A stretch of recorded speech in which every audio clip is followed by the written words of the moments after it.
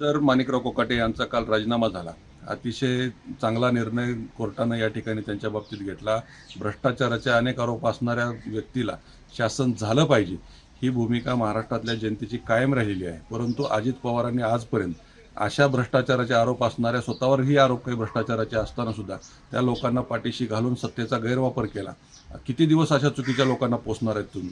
महाराष्ट्राला तुम्ही कुण्या पद्धतीने पुढे घेऊन जायच्या गप्पा मारताय? आम्हाला महाराष्ट्राचा विकास करायचा आहे. तुमच्या मंत्रिमंडळामध्ये अर्धे 80% मंत्री हे भ्रष्टाचाराचे आरोप असलेले आहेत.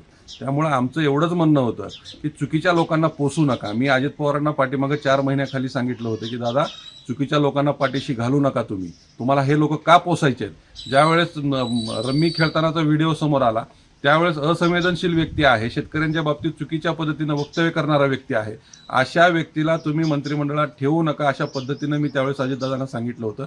दादांनी आम्हाला शब्दही दिला होता, परंतु अजित पवारांनी त्यावेळेस शब्द फिरवला आणि त्याला क्रीडा खातं दिलं, कृषी खातं काढून. आमचं त्यावेळेसही ठाम म्हणणं होतं की अजित पवारांनी शब्द फिरवलाय, अजित पवार हे शब्दाचे पक्के नाहीत. परंतु आज नियतीनं राष्ट्रवादी काँग्रेस पार्टीला नियतीनं असं फटकारलंय, महाराष्ट्राच्या जनतेसमोर यांचा खरा चेहरा या ठिकाणी समोर आलेला आहे.